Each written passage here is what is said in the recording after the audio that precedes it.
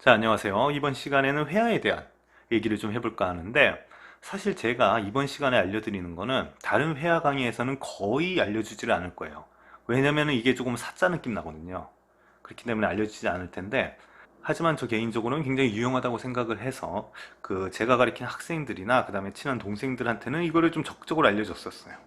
그래서 이거를 뭐 실질적으로 사용을 하실지 어떨지는 여러분들한테 맡기기로 하고, 일단 이런 것도 있다 라는 거를 알려드릴까 합니다.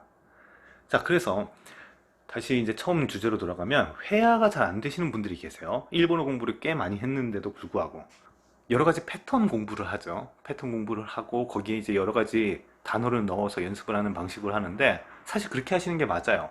그렇게 해야 이제 정확한 일본어를 쓰실 수 있게 되는 건데, 문제는 뭐냐 하면은, 그 패턴으로 접근하면 알고 있는 단어가 10개라고 치면 사실 처음에는 쓸 수 있는 단어가 몇 개 안 돼요. 특히 회화에 익숙치 않으신 분들은.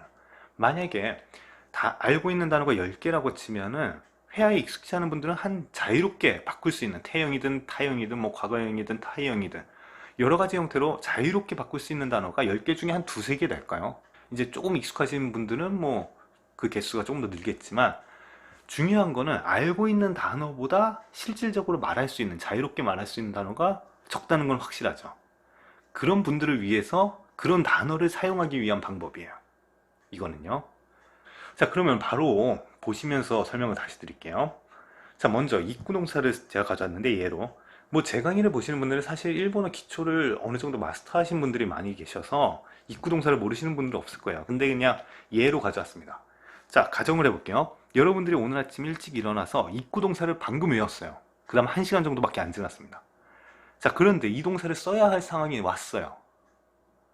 이 동사를 태형이든 타형이든 바로바로 바꿔야 되는데, 이게 안 바뀌어요. 왜냐면 외운 지 얼마 안 됐기 때문에 여러분들 머릿속에는 이게 원형만 들어있는 상태예요.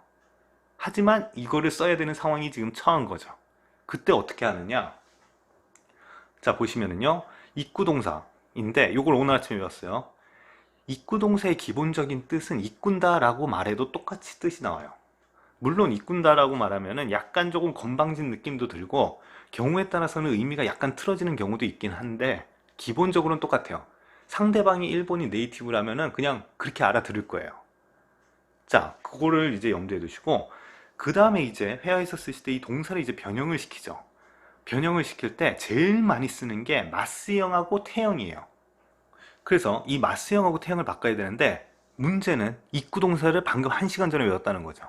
그래서 이끼마스, 이때라는 거를 지금 머릿속에 안 들어가 있어요. 입이 안 움직여요. 이때 나는 써야 된다 라고 할 때, 이끼마스, 키로 바꿔야 되는데 이게 안 된다는 얘기죠. 그럴 때는 어떻게 되느냐, 위에 보시면 이꾼다죠. 이거를 그냥 데스로 바꾸시면 되세요. 그럼 앞에는 당연히 그대로 이꾸가 오면 되죠. 그러니까 이키마스, 키로 바꿀 줄 모르겠다, 왜? 나는 원형을 방금 전에 외웠다 라고 할 때, 그때는 그냥 원형 뒤에다가 응데스 붙이시면 돼요. 그 다음에 태형도 마찬가지죠. 이것도 이꾸를 방금 외워서 그때가 안 나와요. 태형을 어떻게 바꾸는지 모르겠어. 응으로 바꾸는 건지 뭔지. 그럴 때는요, 그냥 이꾸 뒤에다가 응대로 붙이시면 되세요. 알고 있는 단어를 원형밖에 안 써요. 원형밖에 안 쓰기 때문에 사실 이게 입구 동사뿐만 아니라 그냥 아무 동사나 가져와서 그냥 원형만 쓰시면 됩니다. 그래서 이게 경우에 따라서는 약간 건방지게 보인다든지 아니면 약간 의미가 틀어지는 경우가 있어가지고, 이거를 적극적으로 사용하세요 라고 제가 말하기는 좀 그렇지만, 그래도 알아두면 그 다음에 굉장히 궁한 상황에 처할 때는 꽤나 유용하게 쓸 수 있는 팁이니까, 이게 한번 기억을 해두시면 좋을 것 같아요. 뭐 특별히 어려운 거 없죠. 그냥 원형 뒤에다가 응다, 응데스, 응대 뭐 이렇게 그냥 다 갖다 붙이시면 돼요. 아시겠죠? 자, 그러면 다음 시간에 다른 강의로 만나 뵙겠습니다.